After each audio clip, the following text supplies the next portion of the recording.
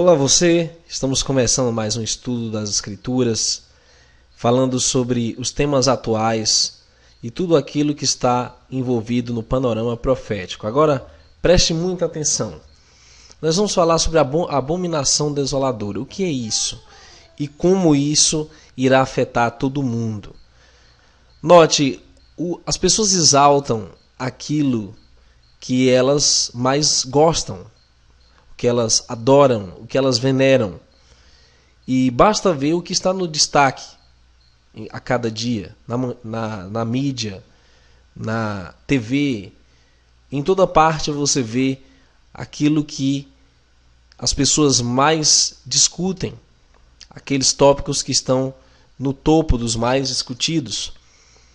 Porém, o Messias disse em Lucas 16,15 que o Criador conhece os corações dos homens, porque o que entre os homens é elevado, perante o Criador é abominação. Então, o que está em destaque hoje no mundo é, na verdade, pura abominação. Muitas pessoas não entendem isso, que, na verdade, aquilo que mais se evidencia é contrário ao Criador, pois o mundo jaz no maligno.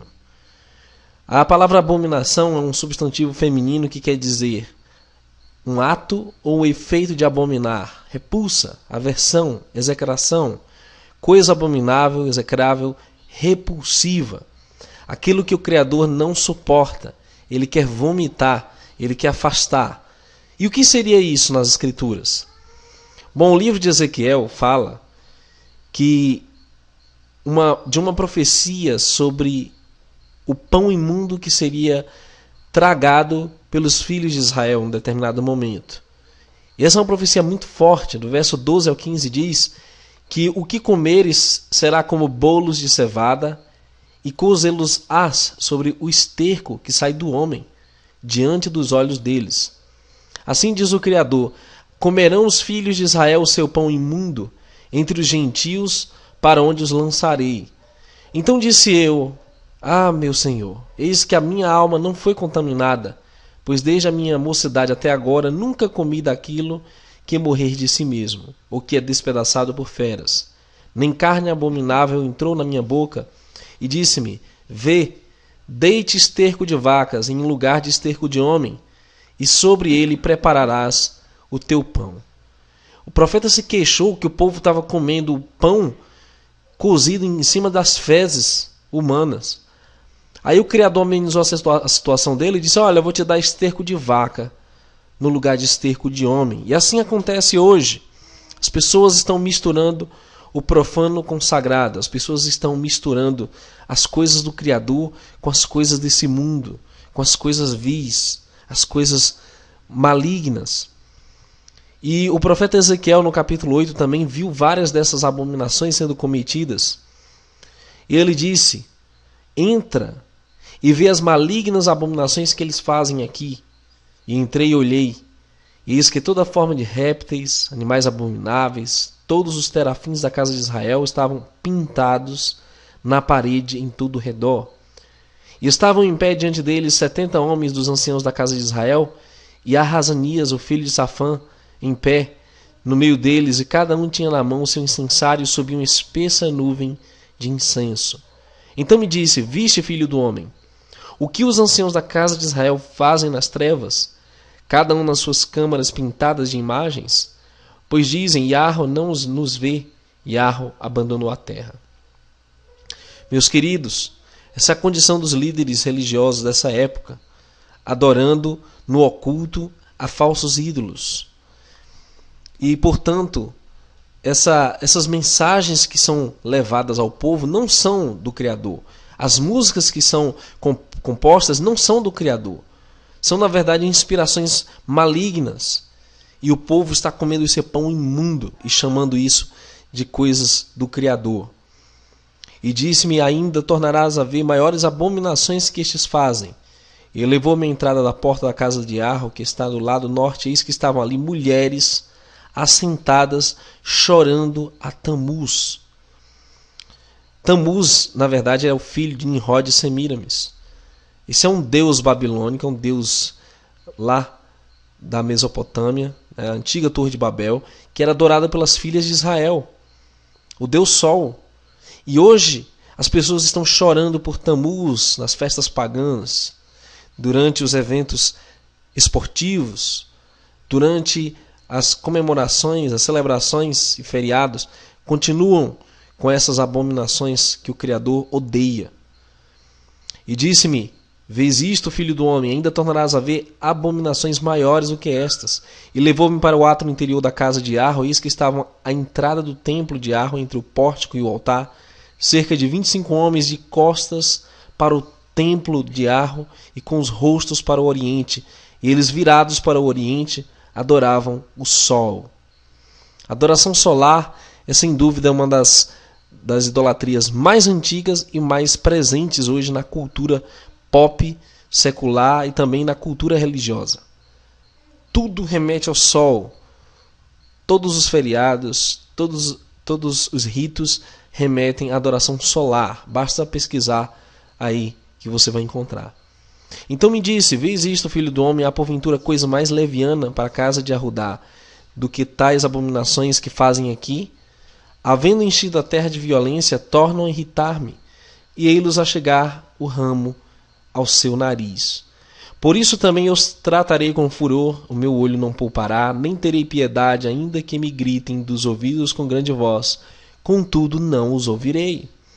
Agora, existem rituais que são praticados até por religiosos que se dizem cristãos, que o Criador abomina, como este rito do ramo levado ao nariz. Isso é um ritual maçônico ocultista, realizado em funerais, e vários outros ritos são praticados em templos religiosos, praticados em eventos esportivos, como esse que foi a Copa do Mundo, e tantos outros eventos que manifestam esse tipo de abominação ao Criador e que é exaltado pelas pessoas que assistem e contemplam tudo isso. O Criador disse: passa pelo meio da cidade, pelo meio de Jerusalém, e marca com um sinal as testas dos homens, que suspiram e que gemem por causa de todas as abominações que são feitas no meio dela. E aos outros disse ele: ouvindo eu, passai pela cidade após ele e feri, não poupe o vosso olho, nem vos compadeçais. Então, depois da abominação vem o juízo. O Criador vai derramar sua ira. E, infelizmente, o povo só gosta de comer lixo. Se você vê a qualidade dos canais aqui do YouTube, indivíduos que têm canais até falando de nova ordem mundial e coisas espirituais, cheio de ego, cheio de narcisismo, cheio de vaidade, de ostentação, de vanglória humana. E o povo gosta disso. O povo dá ibope para isso, porque o povo gosta de comer lixo. E disse o Senhor: assim comerão os filhos de Israel o seu pão imundo entre os gentios, para onde os lançarei. A imundície dos gentios, toda a idolatria, a imoralidade, corrupção dos gentios sendo assimilada pelo povo de Israel disperso. Por isso o Messias disse que quando ouvirdes que a abominação da desolação de que falou o profeta Daniel está no lugar santo, quem lê entenda. Mateus 24:15. A abominação da desolação é aquilo que está para acontecer muito em breve e será o desfecho dos últimos acontecimentos apocalípticos. Daniel 11:31 diz que braços ou exércitos serão colocados sobre ele, o antimessias, que profanarão o santuário e a fortaleza e tirarão contínuo, estabelecendo a abominação desoladora. Quando o tal contínuo for tirado e o santuário for profanado e a fortaleza, então se estabelecerá a abominação desoladora. Nós chamamos isso de nova ordem mundial, o governo do anticristo.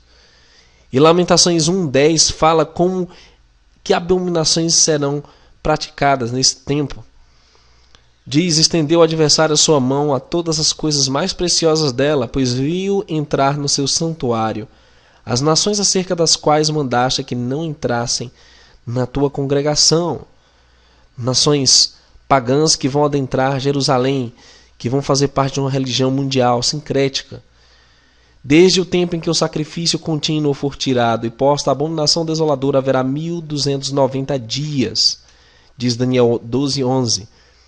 Haverá um mês completo de 30 dias em que o processo de estabelecimento da nova ordem mundial vai se estabelecer, a abominação vai se estabelecer no lugar santo, e então haverão 1260 dias de tribulação, senhores.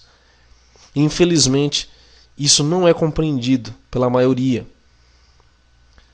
No primeiro ano do seu reinado, eu, Daniel, entendi pelos livros que o número de anos de que falara o Criador ao profeta Jeremias, em que haviam de cumprir-se as desolações de Jerusalém, era de 70 anos. Daniel 9:2. Então, a abominação que aconteceu sobre Jerusalém, no cativeiro babilônico, vai se repetir nesses últimos dias. Daniel 9:27 diz que sobre as asas das abominações virá o Assolador. O Assolador é o anti-Messias. E isso até a consumação. E o que está determinado será derramado sobre o Assolador. Então, nós estamos chegando ao desfecho para conhecer o governo do anticristo. Nós vamos estar assistindo com os nossos próprios olhos o anti-Messias se exaltando. E para quem já gosta de comer lixo e exaltar porcarias, será um prato cheio, pois o anti-Messias, ele será exaltado pela maioria e será abominável ao Criador.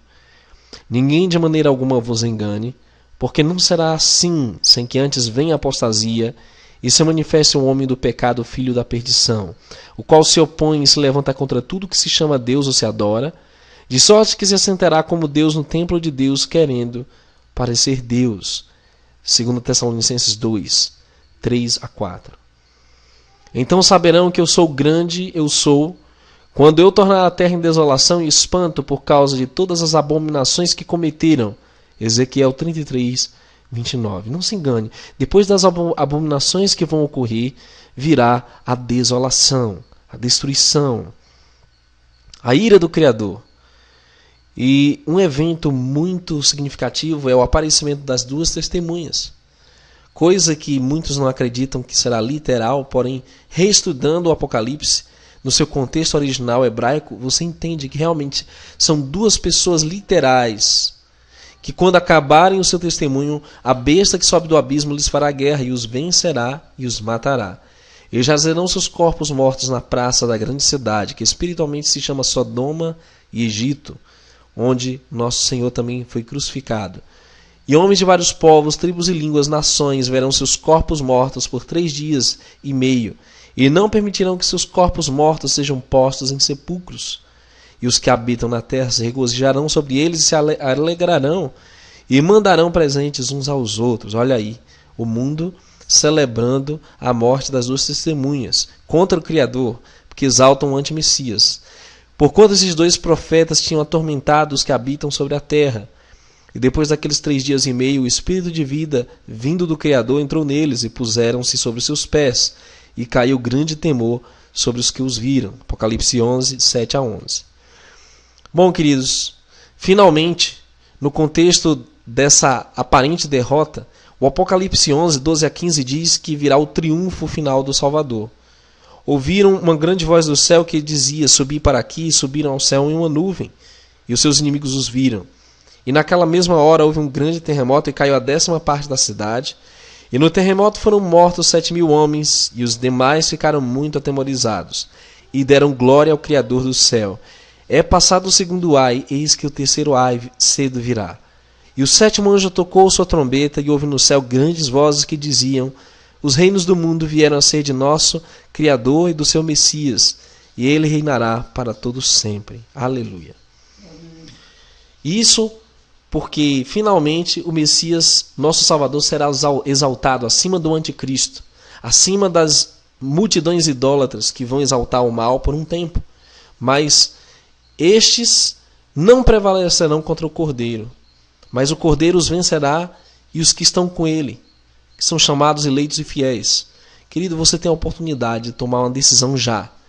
Deixe de idolatrar homens, deixe de seguir modinhas, deixe de participar da idolatria do mundo e se apegue ao Criador, se volte para o Salvador. Ele vai fazer uma obra na sua vida de restauração e Ele vai te preparar para fazer parte do reino dele. Shalom, a paz seja contigo. Até um próximo estudo. Que o Criador te abençoe e te guarde. Até um próximo estudo.